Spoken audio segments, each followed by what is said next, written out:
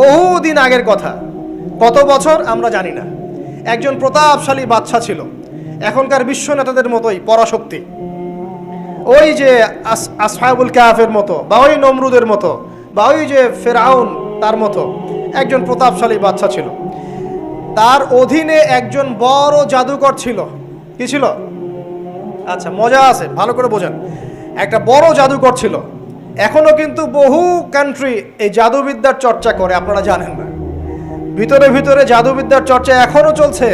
আর এই জাদু সত্য, জাদু সত্য, চোখের বদনজরও সত্য। সায়েন্স বিশ্বাস করুক না করুক, এগুলো সত্য। কারণ কোরআন বলেছে সত্য, ব্যাস সত্য। জিন সত্য নাকি মিথ্যা? ফেরেশতা সত্য না মিথ্যা? কবরের আযাব সত্য না মিথ্যা? এগুলো তো চোখে দেখা যায় না, বিশ্বাস করলেন কিভাবে? এই চোখে দেখা যায় না বিশ্বাস করেছেন বলেই তো আপনি মৌলবাদী। চোখে দেখা যায় না, অহেতুক বিশ্বাস করছেন, অতএব আপনি একজন মৌলবাদী মানুষ। বুঝতে পারছেন তো? এই বিষয়গুলো বিশ্বাস না করলে কি আপনি মুমিন হতে পারবেন? আচ্ছা, কবরের আযাব সত্য না মিথ্যা আমরা বিশ্বাস করেছি, তোমরা মরার পরে বিশ্বাস করো। আমরা মরার আগেই বিশ্বাস করেছি, তোমরা মরার পরে বিশ্বাস করো। তারপর তোমরা পাক্কা মৌলবাদী হয়ে যাবে। যখন মরার পরে যখন কঠিন কবরের আযাব শুরু হবে, দেখবা যে আইনাল ইয়াকিন। ইয়াকিন কয়েক প্রকার হয়। একটা হচ্ছে আপনার আইনাল ইয়াকিন, হাক্কুল ইয়াকিন, এরকম কথা আছে কোরআনে। মানে আইনাল ইয়াকিন মানে যে চোখে দেখলাম এবার বিশ্বাস করলাম। রব্বানা আবসারনা ওয়া সামি'না ফারজি'না না'মাল সালিহান ইন্না মুকিনুন। আছে না সূরা আলিফ লাম মিম সিজদা? হাফেজে কোরআন যারা আছেন, আল্লাহর সামনে জাহান্নামীরা বলবে, রব্বানা, হে আমাদের রব, আবসারনা, এই যে দেখলাম, তোমার আযাব দেখেছি আমরা, এখন পরকালের কথা। ওয়া সামি'না, এই যে শুনতে পাচ্ছি এখন আযাব, ফারজি'না, আমাদেরকে ফিরিয়ে দিন। কোথায় ফিরিয়ে দিবে? দুনিয়ায়। না'মাল সালিহান, আমরা সৎ কাজ করব। ইন্না মুকিনুন, আমাদের ইয়াকিন হয়ে গেছে এখন। তার মানে সবাই বিশ্বাস করবে একদিন না একদিন, তাই তো? এই ঈসা ইবনে মারইয়ামকে যে মানুষ বলছে ক্রুসিফাইড, তাকে ক্রুসিফাইড করা হয়েছে, তিনি মারা গেছেন, নাউজুবিল্লাহ, বলা হচ্ছে না? আচ্ছা, ঈসা ইবনে মারইয়াম যখন নেমে আসবেন সবাই বিশ্বাস করবে না? সূরা মাইদায় এই জন্যই বলা হচ্ছে যে ঈসা ইবনে মারইয়ামকে যখন পাঠানো হবে, একজন আহলে কিতাব বাকি থাকবে না যে তার প্রতি ঈমান নিয়ে আনবে না। এমন একজন মানুষ তখন খুঁজে পাওয়া যাবে না যে তার প্রতি ঈমান আনবে না আহলে কিতাবদের মধ্যে। ঈসা ইবনে মারইয়ামকে ক্রুসিফিকশন করা হয় নাই। ঈসা ইবনে মারইয়ামকে আল্লাহ রাব্বুল আলামিন তার কাছে উঠিয়ে নিয়েছেন। আর যে আল্লাহ পুরো মহাবিশ্ব চালাতে পারেন, সে একজন মানুষকে উঠাতেই পারেন। এটার এমন কি বিষয় যে আল্লাহ রাব্বুল আলামিন আপনার দেহের মধ্যে রূহ রেখে দিয়েছেন, যার হুকুমে বের হয়ে চলে যাবে, সে আল্লাহ রাব্বুল আলামিন রাসূল সাল্লাল্লাহু আলাইহি ওয়াসাল্লামকে মেরাজে উঠিয়েও নিতে পারেন। সিম্পল। এটা অবিশ্বাস করার কি আছে? আসুন সামনে যাই। এখানে যে বিষয়টা, যে বহুদিন আগে এরকম প্রতাপশালী বাদশার অধীনে একজন জাদুকর ছিল। এই জাদুকরের যখন বয়সটা বুড়ো হয়ে গেল, তখন সে তার ওই বাদশাকে বলছে যে আমার তো বয়স শেষ, আমার এই বিশাল জ্ঞানগুলো কি করব? আমাকে একজন বালক এনে দিন, যেই বালককে আমি এসব জাদুবিদ্যা শিখিয়ে দিব। ওই যেরকম ছোট বাচ্চাদের মধ্যে একজন। তো এরকম একটা ফুটফুটে সুন্দর বাচ্চাকে খুঁজে বের করা হলো, যে বাচ্চাটা বিচক্ষণ। একে নিয়ে আসা হলো জাদুকরের কাছে। এবার জাদুকর তাকে জ্ঞান শিখায়, জাদু শিখায়। জাদু শিখাতে শিখাতে শিখাতে শিখাতে সে একটু পরিণত হচ্ছে, মানে কৈশোরে পদার্পণ করল। এখন সে যখন জাদু শিখতে আসে, আসার পথে রাস্তায় দেখে একজন পাদ্রী আছে। পাদ্রী মানে কি? পাদ্রী মানে দরবেশ, মানে যে আল্লাহ বিশ্বাস করে, হয়তো আগেকার আসমানি কিতাবে সে বিশ্বাস করত। এমন একজন পাদ্রীর সন্ধান সে পায়। সে ওই পাদ্রীর কাছে গিয়ে বসে। সেই পাদ্রী তাকে আসমানি কিতাবের যে মর্ম, যে বাণী, এগুলো শোনায়। তার কাছে খুব ভালো লাগে যে মাশাআল্লাহ, এটার ইমানের স্বাদ। যখন কোরআন শুনি আমাদের ভালো লাগে না? আসমানি কিতাব যখন শুনে তার কাছে ভালো লাগে। সে বলে যে আমি এটা শিখতে চাই। তখন এই পাদ্রী তাকে বলে, তুমি তো জাদু শিখতে যাও এই বাদশার দরবেশের কাছে, বাদশার জাদুকরের কাছে, যদি ওরা জানতে পারে তাহলে তো সমস্যা। তাহলে উপায় কি? যখন তুমি ওখানে যাবে, যখন দেরি হয়ে যাবে, তখন বলবে বাসার থেকে বের হতে দেরি হয়েছে, বাসার থেকে বের হতে দেরি হয়েছে। আর আমার এখানে বসে যখন বাসায় যাবে, তখন বাসায় গিয়ে বলবে যে ওখান থেকে, ওই যে জাদুকরের কাছ থেকে আসতে দেরি হয়েছে। মানে কৌশল অবলম্বন করতে তিনি শিক্ষা দিলেন। কৌশলের প্রয়োজন আছে না? উদউ ইলা সাবিলি রাব্বিকা বিল হিকমা, হিকমার দরকার আছে না? সত্য থেকে সরে গিয়ে নয়, কিন্তু কৌশল তো করার দরকার আছে। নবী সাল্লাল্লাহু আলাইহি ওয়াসাল্লাম যে হিজরত করেছেন, মক্কা থেকে মদিনা চলে গিয়েছেন, সবাইকে জানান দিয়েছিলেন, এই শোনো আমি হিজরত করছি? জানান দিয়েছেন? রাতের বেলা বের হয়েছেন, কৌশল, রাতের বেলা বের হন নাই, এবং তাকে মারার জন্য চারপাশ থেকে লোক ঘিরে রেখেছিল। এর মধ্য দিয়ে আল্লাহ রাব্বুল আলামিন তাকে বের করে নিয়ে গেছে। তিনি কি সবার সামনে ফেসবুকে জানান দিয়েছেন, এই দেখো আমরা বেরোচ্ছি? তো তোমরা তো কৌশলই বুঝো না দিনের কাজের, যে কাজ হবে 1%, আই ওয়াশ হবে 99%। এখনকার এই যুগ, হ্যাঁ, দিনের কাজ হবে 1%, আই ওয়াশ শোডাউনই বেশি। এই শোডাউন করতে করতে মানুষের চোখ লাগে, যত চোখ লাগে তত সমস্যা সৃষ্টি হয়, এবং আস্তে আস্তে আস্তে আস্তে দিনের দায়রা মাইনাস হতে থাকে। এই যে এই বিষয়টার পিছনে তোমরাও দায়ী, কৌশল তো বোঝো না। তো স্মার্ট এবং বিচক্ষণ মুসলিমদের বড় অভাব আছে এখন পৃথিবীতে। যতক্ষণ পর্যন্ত বিচক্ষণতা অর্জিত হচ্ছে না, ততক্ষণ পর্যন্ত ইসলামের বিজয় হচ্ছে না, এটা মাথায় রাখেন। তারপর সামনে যান। এবার এই বাচ্চা খুব সুন্দর করে ব্যালেন্স করলো, একবার এখানে যায়, একবার ওখানে যায়। এই করতে করতে ওই যে জাদুকরের ইন্তেকাল হয়ে গেল, মারা গেল জাদুকর। এবার এই বাচ্চার কাছে মাশাআল্লাহ অনেক এলেম কালাম আছে। এদিকে সে পাদ্রীর জ্ঞানে দীক্ষিত হচ্ছে। দীক্ষিত হতে হতে তার মধ্যে আল্লাহ পাকের প্রতি একটা পরিপূর্ণ ঈমান চলে আসে, সে মুসলিম হয়ে গেল আলহামদুলিল্লাহ। তো মুসলিম হওয়ার পরে একদিন সে যখন বাদশার কাছে যাচ্ছে, রাস্তায় একটা বিশাল জন্তু দেখা যাচ্ছে। বিশাল জন্তু, কীরকম জন্তু আমরা জানি না। ঠিক ওই যে দাব্বাতুল আরদ সামনে বের হবে, কিয়ামতের 10টা নিদর্শন আছে বড় বড়, তার মধ্যে একটা হচ্ছে দাব্বাতুল আরদ, জমিন থেকে ফুড়ে একটা প্রাণী বের হবে। আর এখন মানুষ এগুলো বিশ্বাস করবে না আমি জানি, 2 দিন পর নাসা যখন বলবে তখন বিশ্বাস করবে। কথা কি বুঝতে পারছেন? তবে প্রাণী এই পৃথিবীর নিচে আছে। রাসূল সাল্লাল্লাহু আলাইহি ওয়াসাল্লাম বলছেন 10টা আলামত না আসা পর্যন্ত কিয়ামত হবেই না। তার মধ্যে একটা হচ্ছে দাব্বাতুল আরদ, জমিন থেকে একটা প্রাণী বের হবে, এবং এই প্রাণী শুধু বেরই হবে না, মানুষের সাথে কথাবার্তা বলবে। এবার মানুষের সাথে কথা বলবে প্রাণী। বিশ্বাস করছেন? এখন বিশ্বাস করছেন না জানি, কিন্তু প্রাণী মানুষের সাথে কথা বলবে। আল্লাহ পাক বলাতে পারেন না? পারে। আচ্ছা সামনে যান। ওই প্রাণী যখন দাঁড়িয়ে আছে রাস্তায়, এখন এই বালক বলছে আজকে আমি প্রমাণ করে নিব যে আল্লাহর আনুগত্যশীল ওই পাদ্রী সঠিক নাকি ওই জাদুকর সঠিক।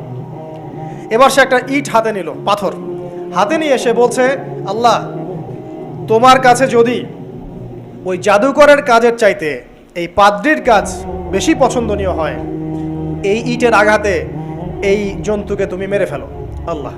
এ বলেছে বিসমিল্লাহ বলে পাথর নিক্ষেপ করলো। নিক্ষেপ করার সাথে সাথেই জন্তু ডেড। তখন তার আইন আল ইয়াকিন, হাক্কুল ইয়াকিন হয়ে গেল যে হ্যাঁ, আল্লাহর কাছে এই পাদ্রীর আমলই সবচেয়ে বেশি পছন্দনীয়। তার আর মনে কোনো সংশয় থাকলো না। কিশোর মানুষ না, কতটুকুই বা বোঝেন নাই? এবার তার মধ্যে একটা ইয়াকিন চলে আসলো এবং সে পরিপূর্ণ মুমিন মুসলিম হয়ে গেল। এবার যখন সে রাজ দরবারে যায়, তার কাছে পেশেন্ট আসে, মানে একজন মানুষ এসেছে, সে বলছে যে আমার চোখের সমস্যা। সে চোখে হাত দেয়, হাত দিয়ে বলে যে আপনি আল্লাহর প্রতি ঈমান নিয়ে আসেন, আমি আল্লাহর কাছে দোয়া করব, চোখ ভালো হয়ে যাবে। এভাবে পেশেন্ট আসে, সে বলে আল্লাহর প্রতি ঈমান নিয়ে আসেন, আমি দোয়া করব, ভালো হয়ে যাবে। এভাবে আস্তে আস্তে তার নাম এবং খ্যাতি ছড়িয়ে পড়তে লাগলো। যেই তার কাছে আসে সে বলে আগে মুসলিম হন, ইমানদার হন, আল্লাহর প্রতি বিশ্বাস করেন, আমি দোয়া করব, ভালো হয়ে যাবেন। চোখ অন্ধ ভালো হয়ে যাচ্ছে, কুষ্ঠরোগী ভালো হয়ে যাচ্ছে, হ্যাঁ, প্যারালাইজড রোগী ভালো হয়ে যাচ্ছে, আলহামদুলিল্লাহ। নবী ঈসা আলাইহিস সালাম এমনটা করেছিলেন না? আল্লাহ পাক চাইলে করতে পারেন। একদিন ওই রাজ দরবারের একজন মন্ত্রী আসছে, এবার ওই রাজার একজন এমপি সাহেব, তার চোখে সমস্যা, সে আসছে, এসে বলছে যে আমার এই চোখের সমস্যা, আমার চোখটাকে ভালো করার দরকার, তোমার কাছে কোনো ওষুধ আছে নাকি? সে বলছে যে আপনি আল্লাহর প্রতি ঈমান নিয়ে আসেন, আমি আল্লাহর কাছে দোয়া করব, আপনি ভালো হয়ে যাবেন। এবার সে আলহামদুলিল্লাহ ঈমান নিয়ে আনলো এবং সে ভালো হয়ে গেল। এই ভালো হয়ে যাওয়ার পরের দিন যখন সে আবার ওই পার্লামেন্টে গিয়েছে আর কি, ওদের তৎকালীন রাজদরবারে, এবার রাজা ওকে দেখে বলছে যে তোমার তো চোখ অন্ধ ছিল, কিভাবে শেফা লাভ করলে? তো সে বলে না কিভাবে শেফা লাভ করলো, সে বলতে চাচ্ছে না, কারণ সে আজ করছে যে বললে সমস্যা হবে। এক পর্যায়ে তাকে খুবই পিটুনি দেওয়া হচ্ছে, রিমান্ডে নিয়ে গিয়ে কঠিন মাইট দেওয়া হচ্ছে। এক পর্যায়ে সে মারের যন্ত্রণা সহ্য করতে না পারে বলে ফেললো যে ওই বাচ্চা, তার কাছে গিয়ে আমি আরোগ্য লাভ করেছি এবং সে আমাকে বলেছে যে তার রবের প্রতি ঈমান নিয়ে আসতে, তাহলে আমি শেফা লাভ করব। এই বাচ্চা এখন বলছে ফেরাউনের মতো যে আয়না রব্বুকুমুল আ'লা, আমি তো তোমাদের রব। নমরুদের মতো আমি তো তোমাদের রব। আমি তো জানি না যে আমি ছাড়া তোমাদের কোনো ইলাহ আছে? এবার এই লোকটাকে হত্যা করা হলো, এই এমপি সাহেবকে হত্যা করা হলো, বিকজ সে ঈমান নিয়ে আসে।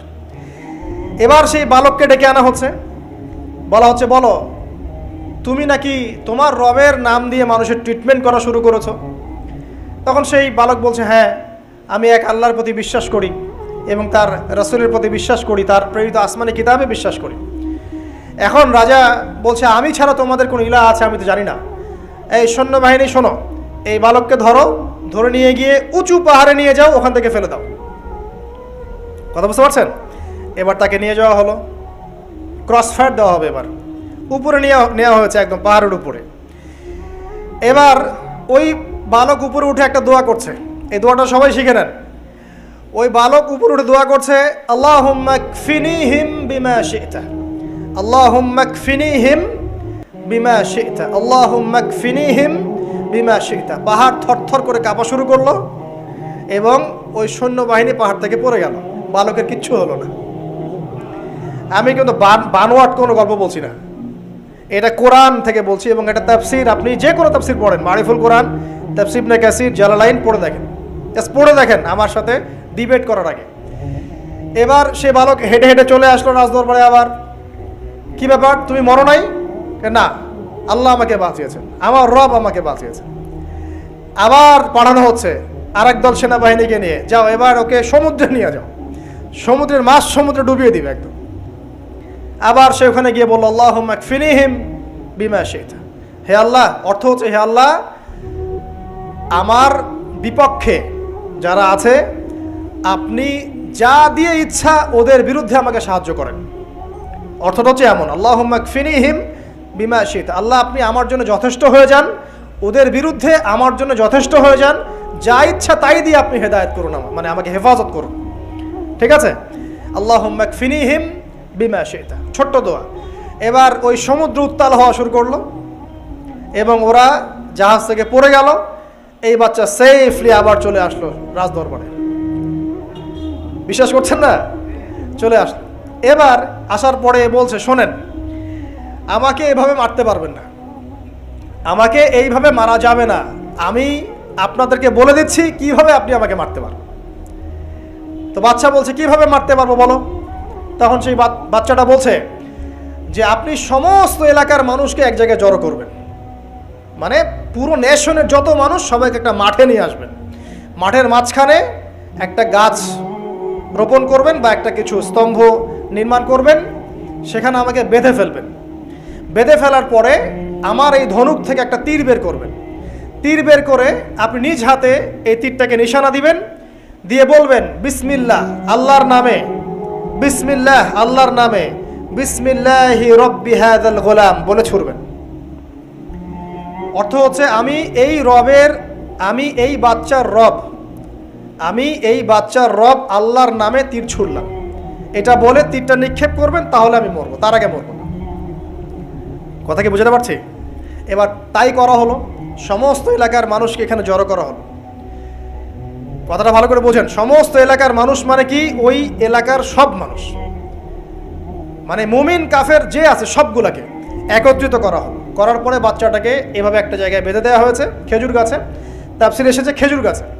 এবার সে এখান থেকে তীর বের করে বাচ্চা বলছে বিসমিল্লাহি রব্বি হাযাল গোলাম, নিক্ষেপ করলো। তীরটা ঠিক, আল্লাহ পাকের দৃষ্টি দেখেন এত সূক্ষ্ম, ওইটাই বর্ণনা করেছেন। তীরটা ঠিক বাচ্চার এই জায়গায় লেগেছে, এই যে মাথার এইখান থেকে লেগে এদিকে বের হয়ে গেছে। ওই বাচ্চা ছেলেটার এই যে কপালের এই পার থেকে এই পার পর্যন্ত তীর চলে গেল এবং বাচ্চাটা শহীদ হয়ে গেল আলহামদুলিল্লাহ। এবং এই বাচ্চাটা যখন মারা গেল বা শহীদ হয়ে গেল, আর সারা এলাকার মানুষ কি দেখলো, দেখলো যে বাচ্চা তাকে দুইবার চেষ্টা করে মারতে পারে নাই, কিন্তু তার রবের নাম যখন নেওয়া হয়েছে, আল্লাহর নাম নেওয়া হয়েছে, মারতে পেরেছে। দেন অ্যান্ড দেন পুরো এলাকার সমস্ত মানুষ মুসলিম হয়ে গেল আলহামদুলিল্লাহ। একজন বাচ্চার জীবনের বিনিময়ে সমস্ত এলাকার মানুষ ইসলামের হেদায়েত পেয়ে গেল আলহামদুলিল্লাহ। এবার বাচ্চার মাথা তো আরো খারাপ, একটাকেই সামলাতে পারছিলাম না, এবার তো সমস্ত এলাকার মানুষ মুসলিম হয়ে গেছে। এখন কি করবেন? এখন সেনাবাহিনীকে আদেশ করা হয়েছে সমস্ত মানুষগুলোকে জড়ো করো, জড়ো করে একটা গর্ত খোঁড়ো একটা গর্ত খুঁড়ে সেখানে আগুন জ্বালাও, আগুন জ্বালিয়ে সমস্ত মানুষকে ফেলে দাও। দৃশ্যটাকে কল্পনা করতে পারছেন? একটা পুরো এলাকার মানুষকে একটা মাঠের মধ্যে একত্রিত করে সেখানে আগুন জ্বালিয়ে সবাইকে সেখানে ফেলে দেওয়া হলো এবং তারা চতুর্দিক থেকে এটাকে অবলোকন করতে লাগলো, মজা উপভোগ করতে লাগলো। এটাই আল্লাহ পাক বলছেন, কুতিলা আসহাবুল উখদুদ ইয হুম আলাইহা কুউদ ওয়া হুম আলা মা ইয়াফআলুনা বিল মুমিনিনা শুহুদ। শেষ পর্যায়ে তাফসীরে এসেছে, শেষ পর্যায়ে একজন মায়ের কোলে একটা ছোট্ট বাচ্চা ছিল। তো সেই মা নিজে লাভ দিবে এটাতে তার কোনো সমস্যা নাই, কিন্তু বাচ্চাটাকে নিয়ে লাভ দেওয়ার জন্য সে ইতস্তত বোধ করছে। তখন আল্লাহ রাব্বুল আলামিন সেই ছোট্ট বাচ্চাটার কোলে, সেই ছোট্ট বাচ্চাটার জবানের মধ্যে আল্লাহর কুদরত নিদর্শন নাজিল করলেন। ওই বাচ্চাটা কথা বলা শুরু করলো। সেই বাচ্চাটা বলল, ইয়া উম্মা, হে আমার মা, লা তাখাফি, তুমি ভয় করো না, ফাইন্নাকি আলাল হক, কারণ আপনি সত্যের উপর আছেন, লাভ দিন। যারাই সে অগ্নিকুণ্ডে সেদিন লাভ দিয়েছে তারাই জান্নাতের স্বাদ পেয়েছে, আলহামদুলিল্লাহ। এই হলো আসহাবুল উখদুদের ঘটনা, যেটা আল্লাহ রাব্বুল আলামিন সূরা বুরুজের মধ্যে বলেছেন। এখানে একটাই শিক্ষণীয় বিষয়, ঈমান এর শক্তি। একজন ছোট্ট বালকের মধ্য দিয়ে কিভাবে আল্লাহ রাব্বুল আলামিন পুরো নেশনকে হেদায়েত করতে পারেন, এবং আল্লাহ রাব্বুল আলামিন সমস্ত পরিকল্পনার উপরে মহা পরিকল্পনাকারী, এবং আল্লাহ সুবহানাহু ওয়া তাআলা তাদেরকে চিরস্মরণীয় করে রেখেছেন কোরআনের পাতায়। কিয়ামত পর্যন্ত মানুষ এই ঘটনা পড়বে, তাদের থেকে শিক্ষা গ্রহণ করবে না? তা আল্লাহ রাব্বুল আলামিন সবচেয়ে বেশি স্মার্ট না আমরা সবচেয়ে বেশি স্মার্ট? এরপরে আল্লাহ রাব্বুল আলামিন বলছেন যে তারা ঈমান আনা ছাড়া অন্য কোনো অপরাধ করে নাই। এই মুমিন যারা ছিল, আগুনে লাফ দিয়েছে, এদের কি কোনো অপরাধ ছিল? এদের কোনো অপরাধ ছিল? কি অপরাধ ছিল? তারা শুধুমাত্র কি ছিল? মুমিন ছিল। ঈমান আনার ফলে তাদের এই পরিণতি হয়েছে। তাদেরকে অগ্নিকুণ্ডে লাফ দিতে তারা বাধ্য হয়েছে। যারা দিয়েছে তারা কি জান্নাতি না জাহান্নামী? জান্নাতি। ওই যে বালক যে একা দৃষ্টান্ত স্থাপন করে গেল এবং পুরো নেশনকে হেদায়েত দিয়ে গেল, এই বালক সফল না ব্যর্থ?